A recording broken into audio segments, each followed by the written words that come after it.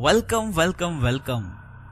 Book world सुन रहे सभी श्रोताओं को विकास मनोत का प्यार भरा नमस्कार।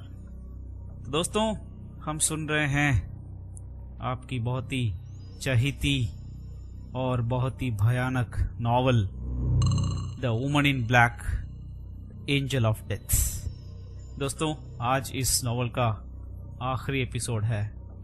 तो पिछले हफ्ते हमने देखा था कि कैसे उस घर में एक के बाद एक बहुत ही भयानक घटनाएं घटती हैं और उस चाबी के ताले को ढूंढ निकाल के ईव और हैरी ये पता लगाते हैं कि आखिर उस ग्रामाफोन के पीछे वाली जो औरत जो जैनेट बोल रही थी उसका राज क्या है।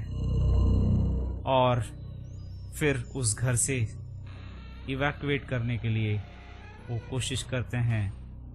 उसी कोशिश के दौरान जब शो एपिसोड ख़त्म हो रहा था तब हमने देखा कि the woman in black Joyce को अपना शिकार बना लेती है। और अब आगे, जब हैरी और ईव वहां पहुंचे तो जॉयस ऑलरेडी मर चुकी थी। हैरी ने उसे वापस लाने की, रिससिटेट करने की बहुत कोशिश की, मगर उसे भी पता था कि अब कुछ नहीं होना है। और एरोप्लेन्स और बॉम्ब्स की आवाज़ें बिल्कुल पास सुनाई दे रही थी, जैसे कि वो उस घर पे ही बॉम्ब बरसा रहे हैं। और अचानक सारी आवाज़ें धीरे धीरे दूर जाती हैं और जीन पीछे पीछे हैरी और एन के पास भागती आई और वो ये कही जा रही थी कि एरोप्लेन्स चली गई हैं, खतरा टल गया है, खतरा टल गया। मगर जैसे ही उसने जॉयस की बॉडी को, जॉयस के शव को वहाँ देखा तो उसके मुंह से कुछ आवाज़ नहीं निकल रही थी। अगली सुबह वो सब ये सोच रहे थे कि अब आगे क्या किया जाए। जीन बिल्कुल ही कोई आइडिया उसके पास नहीं था और बिल्कुल खामोश। अब जो भी करना था वो एन और हैरी को करना था। तो उन्होंने ये डिसाइड किया कि इस घर को वो खाली करके पास वाले विलेज चले जाएंगे। मगर फिर एन ने सख्त मना कर दिया और हैरी से ये कहा कि वो उन सबको पास वाले एयरफील्ड में लेके जाए। तो हैरी ने उनकी बात मानते हुए सबको शिफ्ट करने की तैयारियां शुरू कर दी। सब लोग हैरी की जीप में बहुत ही मिनिमल सामान, अपना जितना लेके जा सकते हैं उतना लेके बैठ रहे थे। तब एडवर्ड उनके सब बच्चों के पीछे अपने उस मिस्टर पंच डॉल को लेके जीप में जाने की कोशिश कर रहा था। तब ईव ने उसे रोक के बड़ी मुश्किल से उसके हाथों से वो डॉल छीन के उस घर में फेंक दी और एडवर्ड चुपचाप जाके उस जीप में बैठ गया। जब वो वहां पहुंचे तो बच्चों को बहुत ही एक उत्सुकता महसूस हुई कि वो फाइटर प्लेन्स को देखेंगे। स्पेशली एल्फी तो बहुत ही एक्साइटेड था।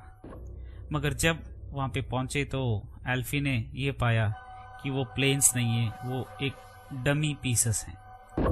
और फिर सारे बच्चों को भी और टीचर्स को भी पता चला कि वो एक्चुअली डमी पीसेस हैं।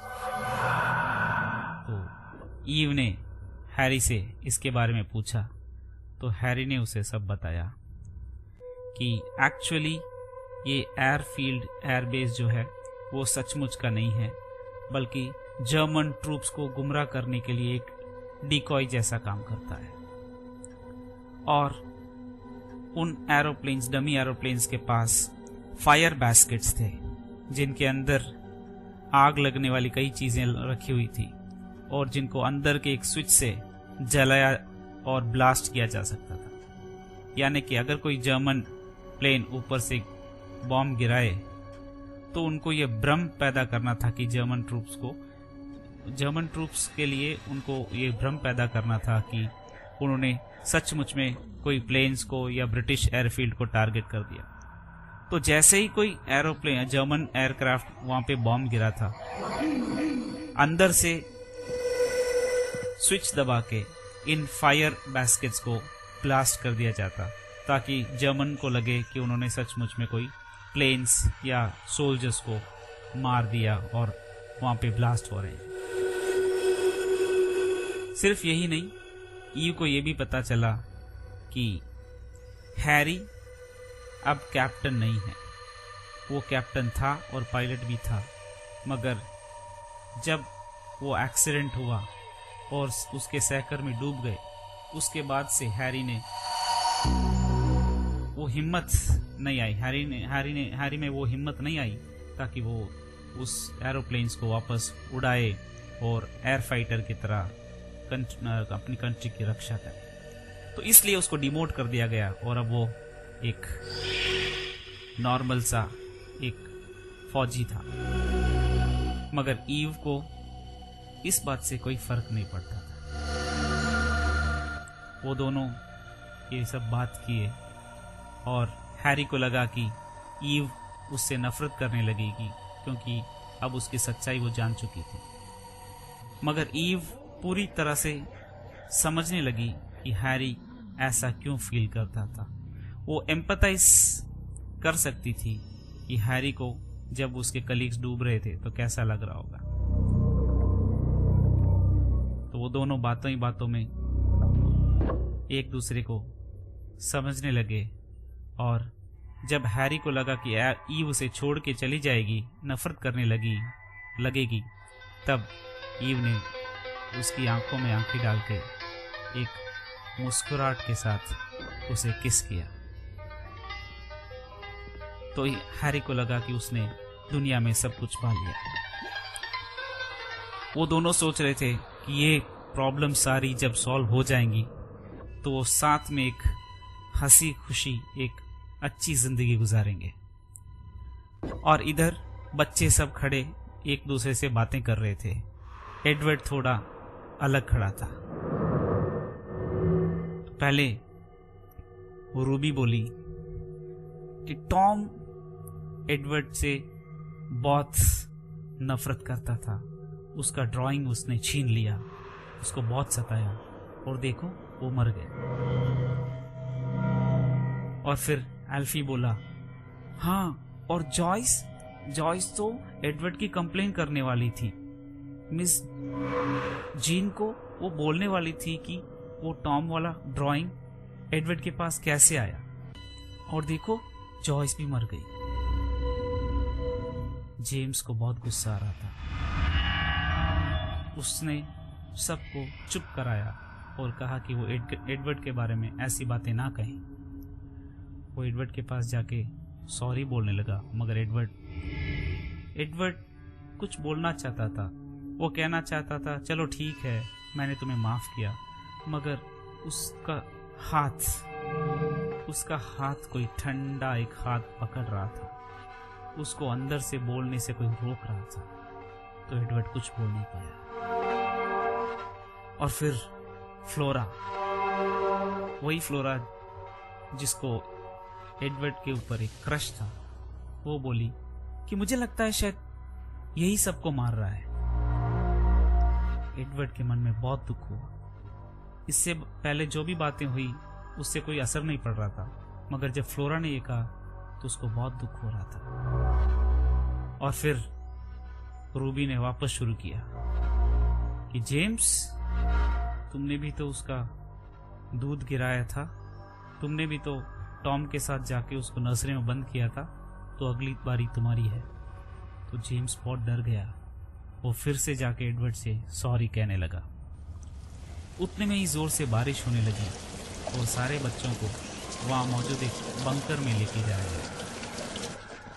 उस बंकर में कोई विंडोज नहीं थे। इस एक लैडर उससे वो नीचे जाके, और फिर उस बंकर की दूसरी तरफ एक जनरेटर रूम था। वहां पे सारे पावर स्विचेस थे जिनसे वो डमी एयरक्राफ्ट्स और फायर बास्केट्स को ऑपरेट किया जाता था।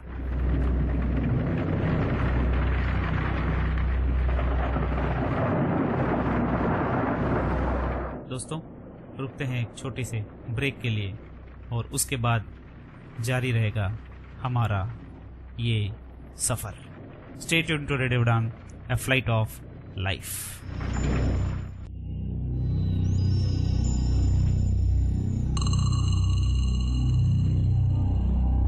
Welcome back. जैसे ही सब उस बंकर के अंदर गए, हैरी तुरंत उस जनरेटर रूम में पहुंचा और वहां से कुछ मैट्स निकाल के ईव को दे रहा था ताकि बच्चे उन मैट्स पे सो सके। तभी ईव ने एक फोटोग्राफ वहां पे देखा जिसमें कुछ सोल्जर्स बहुत ही एनर्जेटिक लग रहे थे और सबके चेहरे पे एक स्माइल थी। उस तस्वीर के बीचों बीच खड़ा था हैरी। तो ईव ने उस तस्वीर को देख के हैरी से पूछा कि वो कब की है। तब हैरी ने बताया कि वो बहुत पहले की तस्वीर है, जब वो पायलट हुआ करता था। तो सभी बच्चों को एक सर्कल बना के मैट्स पे लेटा दिया गया और ईव, हैरी और जीन वो फोल्डिंग वाले मेटल चेयर्स थे, उन पे बैठ के रात गुजार रहे थे। बाहर जोर से बारिश हो रही थी, सारे बच्चे सो रहे थे या फिर सोने की कोशिश कर रहे थे। कुछ आंखें खुली हुई थी और कुछ की आंखें बंद थी। एडवर्ड थोड़ा अलग बच्चों से वहां पे सो रहा था। तभी एल्फी ने ईव से पूछा कि क्या एडवर्ड ने भूत देखा? ईव ने कहा हाँ, भूत देखा। तो फिर जीन को गुस्सा आया और जीन ने कहा कि वो बच्चों के सामने ऐसी बातें ना करे। तो हैरी ने बीच में उनकी बात को काट कर ये कहा कि बच्चों को पूरा हक है कि वो जाने कि सच क्या है और हम तभी बच सकते हैं तब जब सबको सच्चाई क्या है वो पता हो। सबसे बातें या सच्चाई छुपा के हम यहाँ से जिंदा नहीं निकल सकते। तो ऐसे बातें कर रहे थे तो अचानक एक और क्वेश्चन पूछा एल्फी ने, क्या आपने भी भूत देखा है? तो यूं ने कहा हाँ, मैंने भी देखा, मगर अब हम उस घर से बहुत दूर आ चुके हैं। तुम लोग बिना चिंता किए सो जाओ। तभी एक और क्वेश्चन पूछा रूबी ने, मिस, क्या वो भूत एडवर्ड की माँ थी? ईव एकदम शॉक होके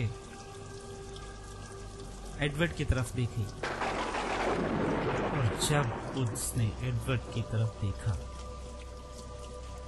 तो उसने पाया कि एडवर्ड के हाथ में वही डॉल मिस्टर पंच अभी भी मौजूद थी। ईव को समझ में नहीं आ रहा था कि वो डॉल वापस एडवर्ड के हाथ में कैसे पहुंची, क्योंकि उसको तो वो उसी घर में फेंक के आ गए थे। ईव एडवर्ड से बार बार पूछी कि वो डॉल उसके पास कैसे आई, मगर एडवर्ड ने कुछ जवाब नहीं दिया, बल्कि वो अपने कान के पास उस डॉल को रख के जैसे उसकी बातें सुन रहा था और सर हिला रहा था। और फिर अचानक जोरदार कुछ आवाज आई और जब हैरी ने देखा तो उसने पाया कि बाहर वाले जो फायर बास्केट्स थे वो अपने आप एक के बाद एक जलने लगे और ब्लास्ट हो गए। वो तुरंत उठ के जनरेटर की ओर भागा। उसने बहुत कोशिश की मगर स्विचेस काम ही नहीं कर रहे और फिर अचानक सारे स्विचेस में शॉर्ट सर्किट हो गई और स्विचेस काम करना बंद कर दिए।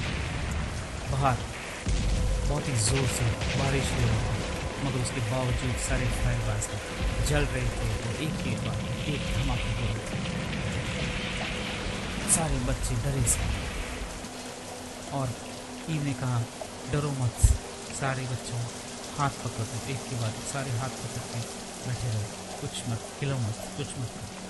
बच्चे इधर उधर देख रहे थे, ढूंढ रहे थे, मगर कोई इधर तो कोई उधर, वो साथ में नहीं आ पा रहे थे और बहुत ही सहम गए थे।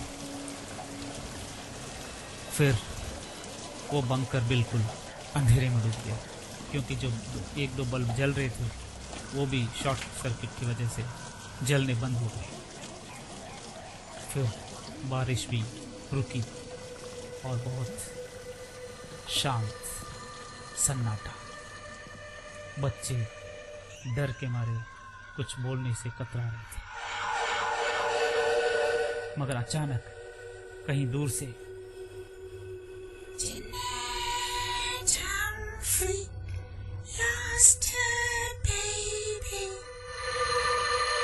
ये क्या है? ये क्या आवाज आ रही है?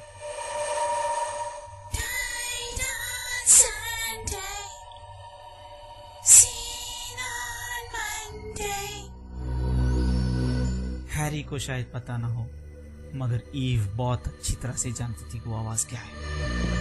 सारे बच्चे डर रहे थे, उन्हें समझ में नहीं आ रहा था कि ये क्या है, और वो आवाज और जोर से सुनाई दे रही थी।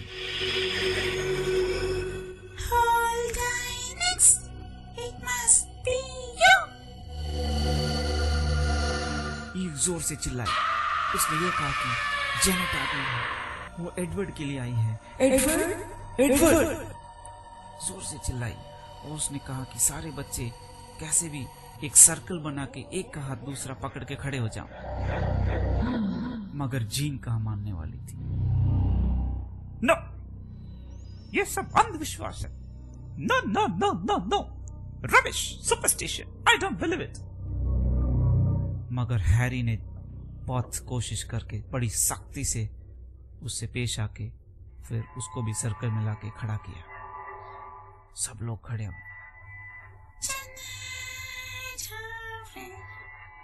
मिस, डर लग रहा है मिस। बच्चों खड़े रहो, सब आंखें बंद करो।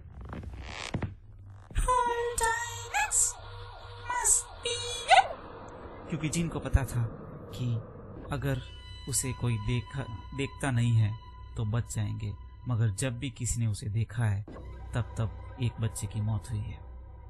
तो सब लोग आंखें बंद करके एक सर्कल में हाथ पकड़ के खड़े हो गए। मगर वो बच्चों का गीत बहुत पास सुनाई दे रहा था और कोई बहुत ही भारी भड़कम कदमों के साथ उस रूम में चल के उनकी तरफ आ रहा था। बच्चे बहुत ही डरे हुए, सहमे हुए, रोते बिलखते भगवान से प्रार्थना करते हुए कि उन्हें कुछ न हो, उन्हें बख्श दे। और ईव, उसे पता था कि अगर वो कोई उसे देखेगा नहीं तो सब बच जाएंगे, तो वो बार बार यही कहती हुई कि वो किसी भी हालत में अपनी आंखें ना खोले। मगर जीन कहाँ मानने वाली थी।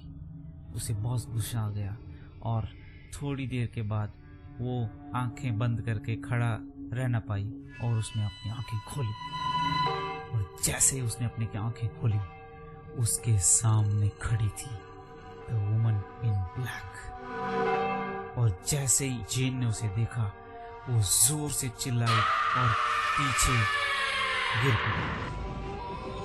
जैसे ही वो गिरी, उसका हाथ छूटा तो बच्चे और घबरा गए, तितर बितर हो गए और ईव उस शॉक से पीछे जा गिरी और एक चेयर पे उसका सर टकरा गया। दोस्तों, मिलते हैं एक छोटे से ब्रेक के बाद।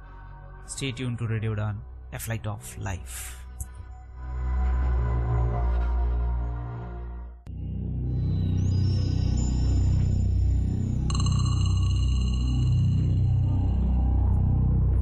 Welcome back. तो हैरी फटाफट ईव की ओर भागा और चेक करने लगा कि ईव सुरक्षित है या नहीं। फिर एडवर्ड बस इसी मौके की तलाश थी उसे। जैसे ही बच्चों का और टीचर्स का हाथ छूटा, वो तुरंत उस सीढ़ी की ओर, लैडर की ओर भागा और बाहर निकल गया। जीन उसे रोक नहीं पाई और हैरी फटाफट ईव के सर को अपनी गोद से नीचे रख के फिर जीन से ये कह कि वो बच्चों का और ईव का ख्याल रखे, पीछे पीछे भागा। एडवर्ड भाग रहा था। बाहर बारिश हो रही थी। उसे पता नहीं उसे कहाँ जाना, मगर उसे कोई डायरेक्शन दे रहा था अंदर से। उसे कोई समझा रहा था कि वो कहाँ जाए और कैसे जाए। और उधर हैरी जैसे तैसे करके फटाफट बंकर से बाहर निकला और देखा वहाँ एडवर्ड का कोई अता पता। चारों ओर अंधेरा, बस यहाँ वहाँ जलते हुए फायर बास्केट, उनमें होता हुआ धमाका और बारिश। फिर अचानक एक फायर बास्केट ब्लास्ट हुई और उस उजाले में उसने एक बच्चे को भागते हुए देखा। वो पीछे पीछे भागता, एडवर्ड! मगर एडवर्ड ने सुना। एडवर्ड भागे जा रहा था। हैरी भी जैसे तैसे करके बहुत कोशिश करके एक जगह पे जाके खड़ा हुआ जहाँ एक जहाज थी, एरोप्लेन, और मगर उसे पता नहीं चल रहा था कि एडवर्ड अब कहाँ है। फिर अचानक एक और बास्केट में धमाका हुआ और उस उजाले में उसने पाया उसकी जो पास वाली एरोप्लेन है उसके अंदर एडवर्ड जा रहा है। वो हैरी उस जहाज को छोड़ के बाजू वाली जहाज के अंदर जैसे तैसे घुसा और फिर उसने देखा कि उस प्लेन के आगे सैकड़ों बच्चे खड़े हुए, प्लेन को घेरे हुए।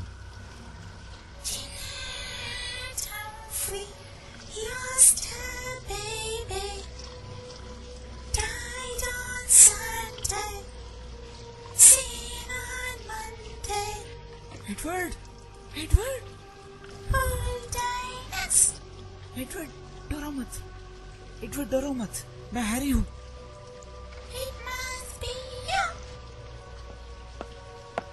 वो फटाफट एडवर्ड के पास पहुंचा और अपने हाथ एडवर्ड के कंधे पे रख के उसे अपनी ओर मोड़ने लगा।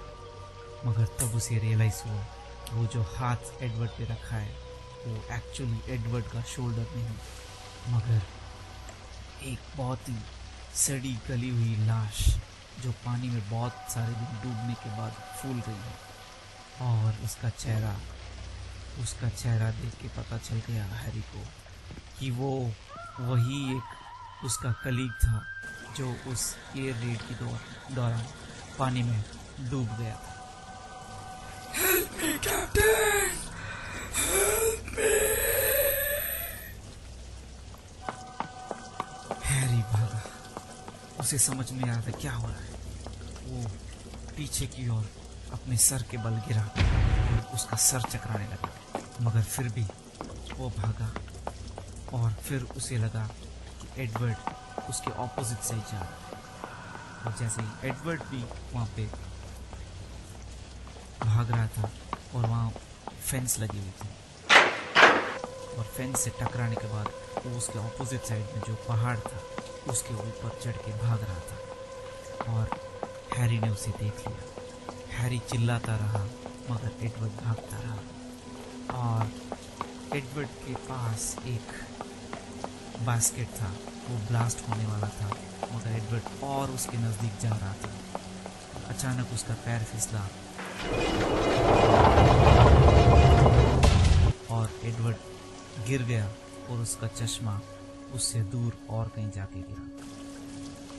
और इस मौके का फायदा उठाकर एडवर्ड के और भी नज़दीक हैरी भागता हुआ पहुंचा, मगर तब तक एडवर्ड वापस उठ गया, क्योंकि उसके अंदर और कोई ताकत काम कर रही थी।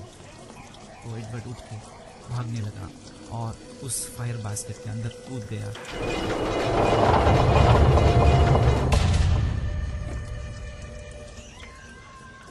जो हैरी के पहुंचने से कुछ ही क्षण पहले जल के बहुत ही बड़ा ब्लास्ट हो गया उसमें।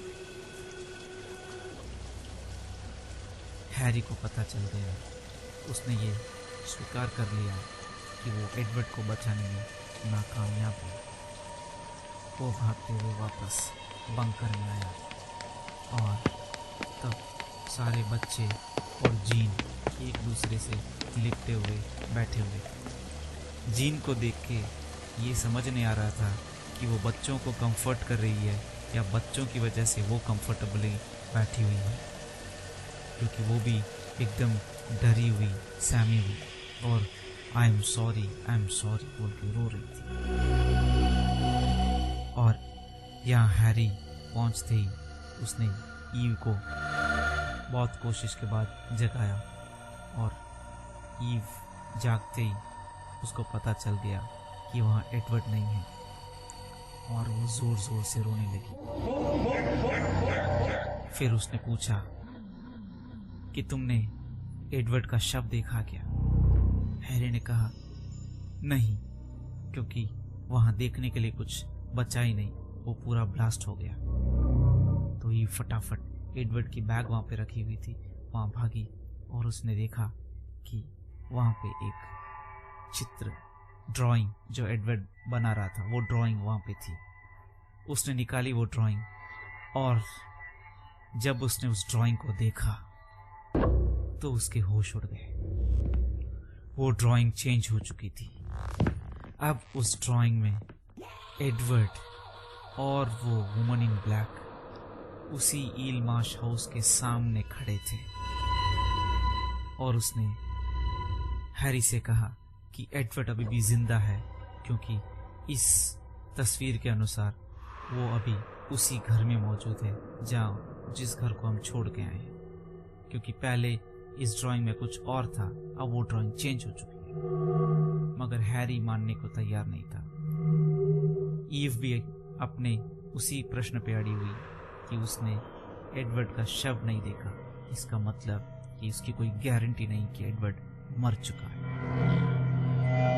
इन दोनों के इस आर्ग्यूमेंट के बीच बंकर के दरवाजे को कोई जोर जोर से बजा रहा था और फिर थोड़ी देर के बाद मिस्टर रोड्स अंदर आए और अंदर आते ही उन्होंने हैरी से बहुत ही सख्ती से बात की।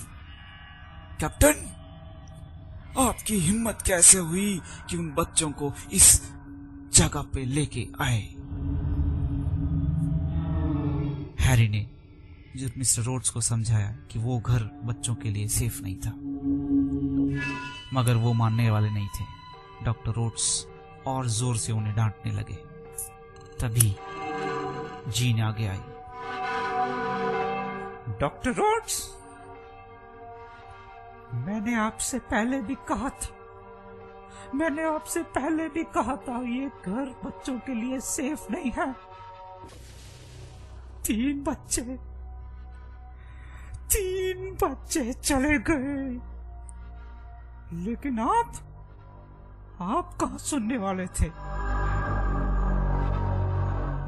ईव इसी मौके की तलाश में थी जब वो एक दूसरे के साथ आर्ग्यू कर रहे थे। वो फटाफट बंकर से बाहर निकली और हैरी की जीप में बैठ के बहुत तेज जीप में चल गई। हैरी भी उसके पीछे पीछे भागा, मगर तब तक ईव निकल चुकी थी। बहुत तेज चला रही थी। जैसे तैसे वो उस घर के पास पहुंची और उस घर की गेट बंद थी और वो घर तो मानो और भी टूट रहा था, बिखर रहा था और बाहर बहुत बारिश भी हो रही थी, तो उससे वो और भी भयानक लग रहा था। ईव ने उस लोहे की गेट को खोलने की कोशिश की, मगर वो इतना आसान नहीं बन रहा था। चूँकि वो बहुत ही पुराना गेट था, उस पर जंग लग चुका था, वो आसानी से खुल नहीं रहा था। फिर थोड़ा और जोर लगा के ईव ने उस गेट को खोला और अंदर गई और मेन दरवाजे को खोला। अंदर कुछ भी, सब कुछ एकदम शांत।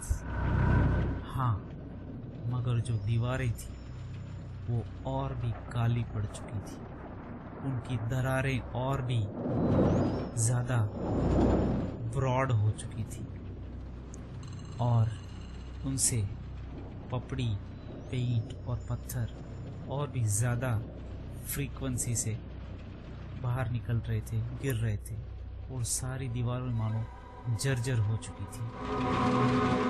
ईव ने 2-3 बार बुलाया एडवर्ड को, मगर कोई आवाज़ नहीं।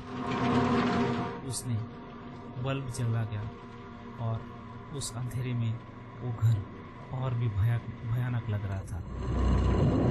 उस घर को देख के ईव को ये पता चल गया था कि उस घर पे जेनेट का कब्जा हो चुका है। वो पहले बच्चों की नर्सरी में गई, बच्चों के रूम में गई और वहाँ पे सारे बच्चों के बेड जो सुबह उन्होंने फोल्ड करके अच्छी तरह से रखे थे वैसे की वैसे ही पड़े थे।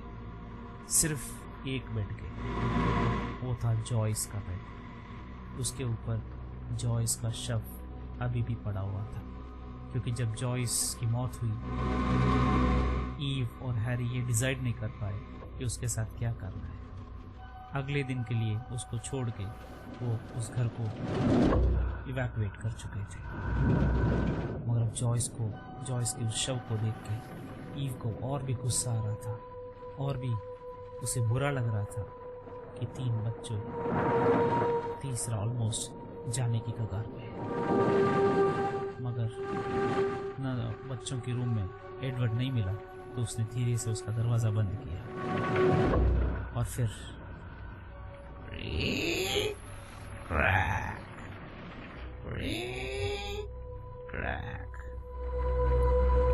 ये आवाज, यही वो आवाज थी उस पहली रात को जब ईव ने इस घर में गुजारी थी और इसी आवाज से सब कुछ शुरू हुआ था। मगर उस दिन ये आवाज तहखाने में सुनाई दे रही थी, मगर आज ये आवाज ऊपर सुनाई दे रही थी, फर्स्ट फ्लोर। ईव ने अपने पास पड़े हुए हैरी के लाइटर को जलाया और फटाफट ऊपर भाग रही थी और उसने देखा वहाँ पूरा अंधेरा, मगर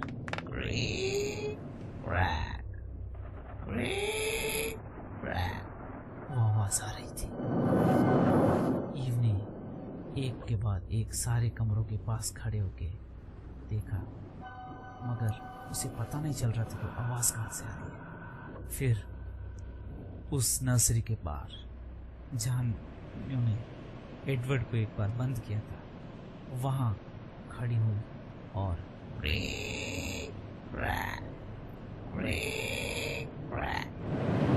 बहुत जोर से सुनाई दे रहा था।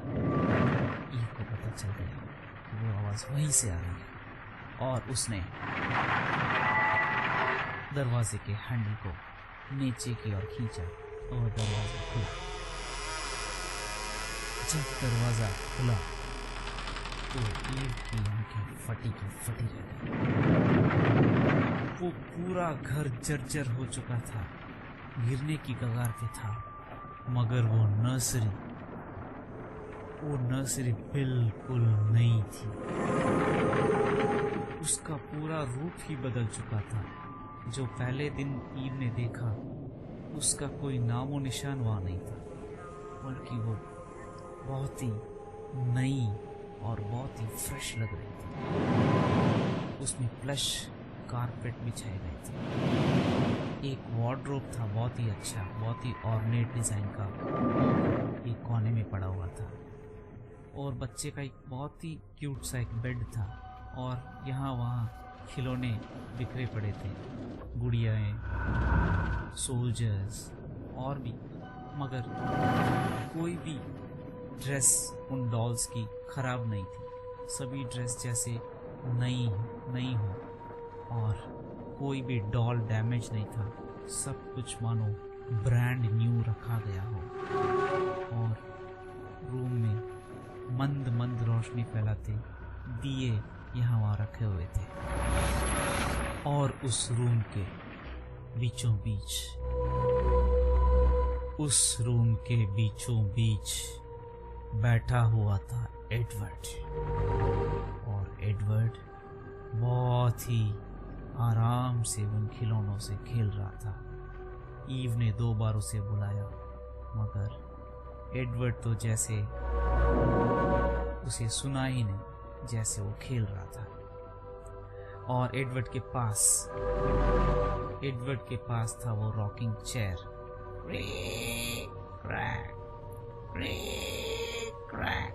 अपने आप हिल रहा था।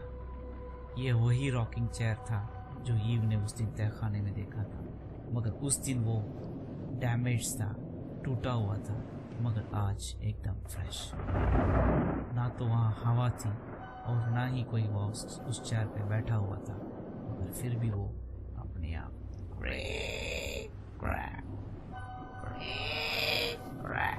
हिल रहा था।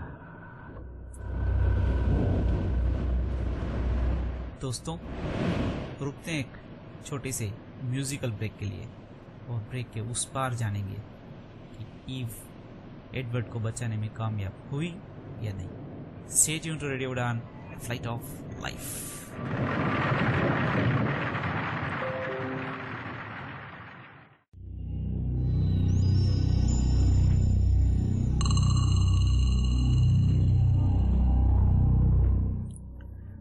Welcome back. ईव ने देखा कि एडवर्ड उसकी बात नहीं सुन रहा है, तो उसने एडवर्ड के पास जाके उसके कंधे को पकड़ के उसे हिलाया। और एडवर्ड बहुत ही गुस्से से उसे घूर के उसके चेहरे को उस डॉल से नोचने की कोशिश कर रहा था।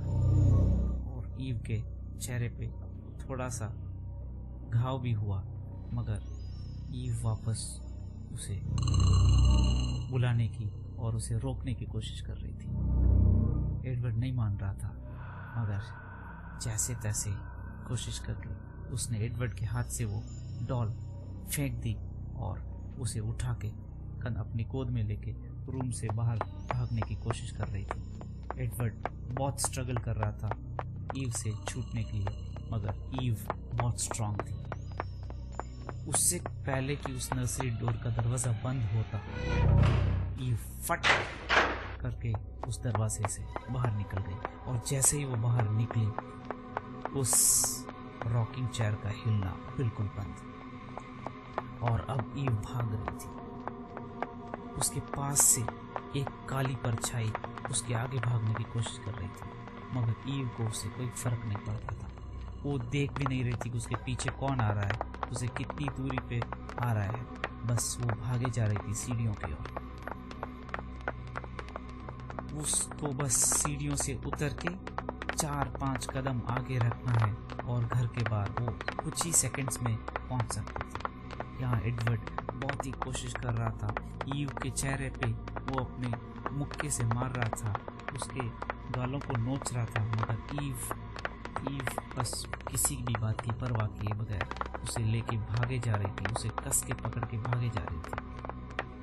वो सीढ़ियों से उतरने ही वाली थी, 2-3 सीढ़ियां ही बची थी, तब वो सीढ़ियां सारी धड़धड़ा के गिरने लगी और उसके सामने बहुत बड़ा डेबरी और पूरा मलबा गिर चुका था। और ईव अपना बैलेंस खो के गिरने ही वाली थी, मगर उसने कस के एडवर्ड को पकड़ा और पास वाले बैनिस्टर को पकड़ा ताकि वो नीचे ना गिरे। अब ईव घर के अंदर नीचे पहुंच गई थी, और जैसे वो बाहर जाने की कोशिश कर रही थी, उसके पैर के नीचे वाला वुडन फ्लोर क्रैश हुआ और ईव और हेड सीधा नीचे ग्राउंड फ्लोर से सीधा तहखाने में पहुंचे। उस फॉल के दौरान एडवर्ड और ईव का साथ छूटा, और जब वो तहखाने में गिरे दोनों, तब ईव ने पाया कि पहले जो पानी घुटने से नीचे तक था अब वो कमर तक पहुंच गया, और उसकी दीवारें सारी बहुत ही जल्दी क्रैक हो रही थी, और पानी बहुत ही फास्ट बाहर से अंदर आ रहा था, और पाइप्स जो उस घर की प्लम्बिंग थे, उस प्लम्बिंग में भी बहुत सारी दरारें आती, पूरे पाइप से पानी तहखाने के अंदर बरस रहा था। और एडवर्ड बहुत ही स्ट्रगल के बाद ईव से जब छूटा उस फॉल के दौरान, वो स्टेप्स के पास जाके खड़ा हो गया। वहाँ उसके पास थी जेनेट। ईव बहुत ही चीख पुकार कर रही थी, एडवर्ड से वापस उसके पास आने की बहुत ही रिक्वेस्ट कर रही थी, मगर एडवर्ड था कि सुन ही नहीं रहा था। मगर अचानक वो जेनेट की ओर अपना सर करके जैसे कुछ सुन रहा था, इंस्ट्रक्शंस कुछ ले रहा था, फिर सर हिलाया और धीरे धीरे वापस सीढ़ियों से उतर के उस तहखाने की बीच की तरफ जाने लगा, जहाँ पानी बहुत ही ज़्यादा था। ईव को पहले समझ नहीं आया कि वो क्या कर रहा है, मगर फिर उसे पता चला, उसने ये समझा कि एडवर्ड एक्चुअली डूबने की कोशिश कर रहा है, जो कि उसे कहा गया। जेनेट ने उसे ये कहा है कि उसे डूब के मरना है, और एडवर्ड बस वही करने जा रहा था। ईव उसकी ओर भागने के लिए 2 कदम बढ़ाने लगी, मगर तब उसने पाया कि नीचे बहुत ही कॉइल के जैसे, सांप के जैसे कुछ अजीब जीव जंतु उसके पैरों को जकड़े हुए और उसके पैरों को काट रहे थे। वो निकल नहीं पा रहे थे, उस प्लेस से हट नहीं पा रहे थे, और यहाँ एडवर्ड एक बुद्ध की तरह खड़ा हुआ था, और पानी उसके पेट तक आ चुका था, और धीरे धीरे उसकी छाती, उसका कंधा दौड़ रहा था। ईव चीख रही थी, चिल्ला रही थी, एडवर्ड को जगने के लिए कह रही थी। वो ये कह रही थी कि जागो एडवर्ड, जागो, इस ट्रांस से तुम बाहर निकलो। हम गंदे सपने को अच्छी सोच से बदल सकते हैं। तुम ये गंदा सपना समझो, तुम्हारी माँ क्या कहती थी, तुम समझो तुम्हारी माँ क्या कहती थी। तुम्हारी माँ कहती थी ना कि हमारे अगर सोच अच्छी हो तो हम गंदे सपने को भी टाल सकते हैं। याद करो एडवर्ड, याद करो। मगर एडवर्ड ज़्यादा कुछ ध्यान नहीं दे रहा था। अगर जैसे ईव ने उसकी माँ का नाम लिया तो उसकी आंखों में चमक आई, और तब ईव ने देखा कि छत वहाँ पे सीढ़ियों पर जेनेट का, मगर वहाँ खड़ी थी एडवर्ड की माँ, वही उसके पुराने बहुत ही नए नवेले ब्लैक कोट में। एडवर्ड आंखें खोल रहा था, थोड़ा मुस्कुराना शुरू किया, मगर तभी अचानक एडवर्ड की माँ गायब और वहाँ वापस जेनेट आंखें खड़ी हुई। एडवर्ड ने वापस आंखें बंद कर ली और उसी बुद्ध की अवस्था में वहाँ पे खड़ा था। अब पानी उसके चिन तक आ चुका था, उसके होठों तक भी पहुँच चुका था, और यहाँ ईव चिल्ला रही थी, और कोई फ़ायदा नहीं। धीरे धीरे धीरे पानी एडवर्ड की नाक तक, और फिर एडवर्ड का कोई पता नहीं। एडवर्ड इतनी शांति से चला जाएगा यूँ को पता नहीं, क्योंकि जब वो डूबा तो पानी से कोई बबल, कुछ झाग, कुछ भी नहीं आया। बस जो खड़ा था वो वहाँ नहीं था। बस यही एक उसका चिन्ह रह गया कि वो एडवर्ड अब नहीं है। ईव ने अपनी हार स्वीकार कर ली। वो बहुत ही बुरा फील कर रही थी। गुस्सा और दुख दोनों संघर्ष कर रहे थे प्रोमिनेंस के लिए। और तब अचानक पानी से कुछ गड़गड़ाने की आवाज़, कुछ बबूले उठने की आवाज़ आ रही थी, और ईव ने मुड़ के देखा कि एडवर्ड एक दूसरी साइड से, एक दूसरे कोने से पानी से झटपटा के अपना सर ऊपर कर रहा है। और वो जैसे तैसे पानी से ऊपर आया, उसने अपने हाथ में जो डॉल था उसको ज़ोर से फेंक दिया था। और तब ईव को बहुत ही उत्सुकता महसूस हुई और उसने ज़ोर से जेनेट से कहा कि तुम हार गई हो, देखो वो तुम्हारे साथ आना नहीं चाहता। और एडवर्ड बहुत ही तेज़ी से ईव की ओर आने लगा और ईव के हाथ को आके उसने कस के पकड़ लिया। और तब बहुत ही ज़ोर से जेनेट ने एक चीख लगाई। फिर एडवर्ड और ईव बाहर जाने की कोशिश कर रहे थे, मगर तभी दोनों को वो नीचे वाले जंत बहुत ही ज़ोर से जकड़ के नीचे की ओर खींच रहे थे।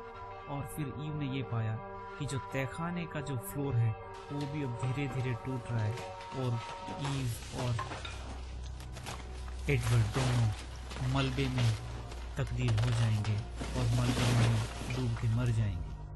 तो दोनों ने एक दूसरे को बहुत ही कस के सीने से लगा लिया और ईव को लगा कि शायद बस यही कुछ ही क्षण हैं उनकी जिंदगी के।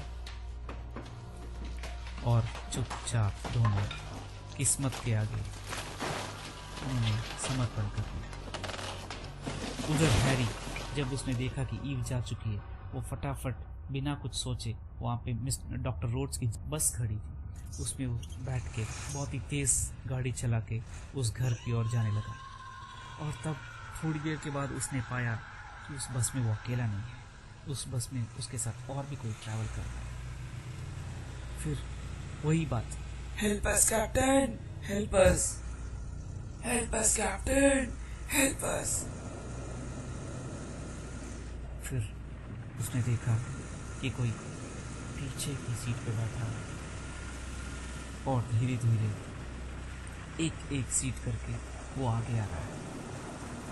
और फिर हैरी ने अपनी सारी हिम्मत जुटाई और उनसे कहा, तुम कोई सच नहीं हो, तुम सब भूत हो।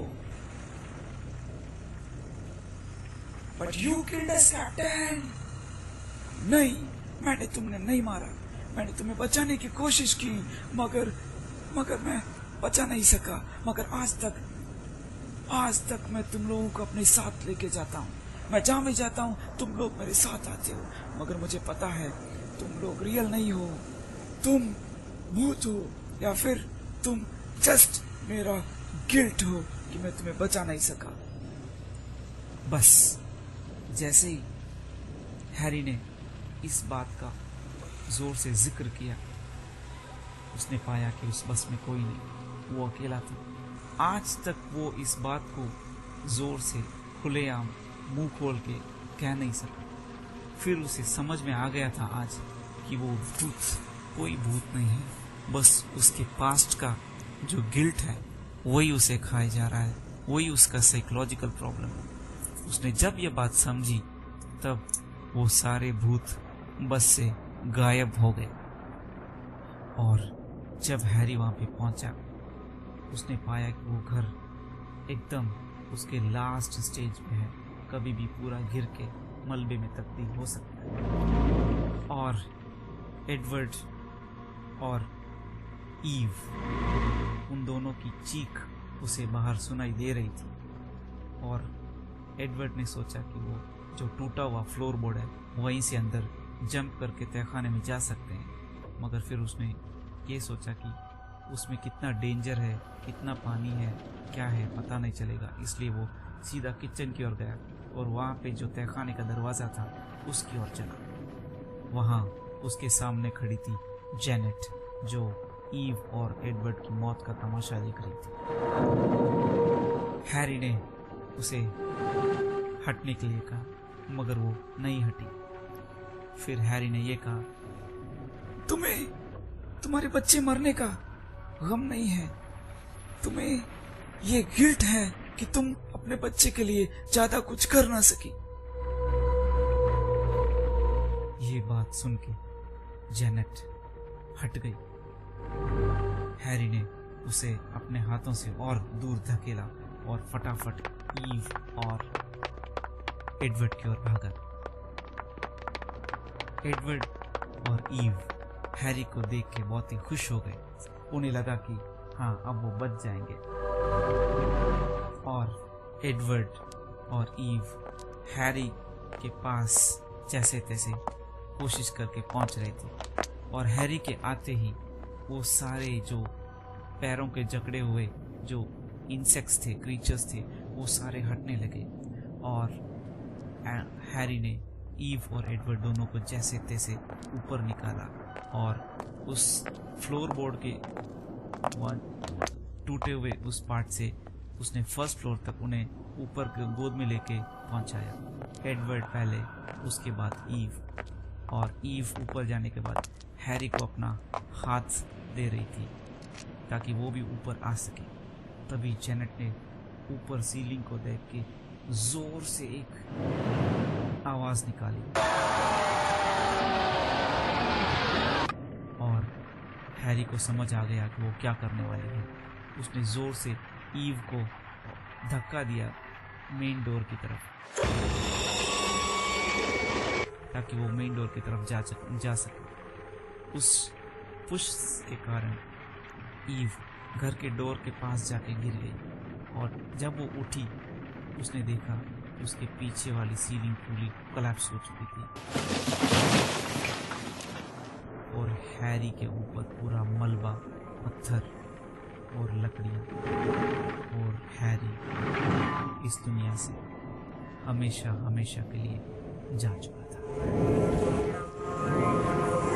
ईव और एडवर्ड उस घर के बाहर आए और फिर पीछे मुड़ के नहीं देखा।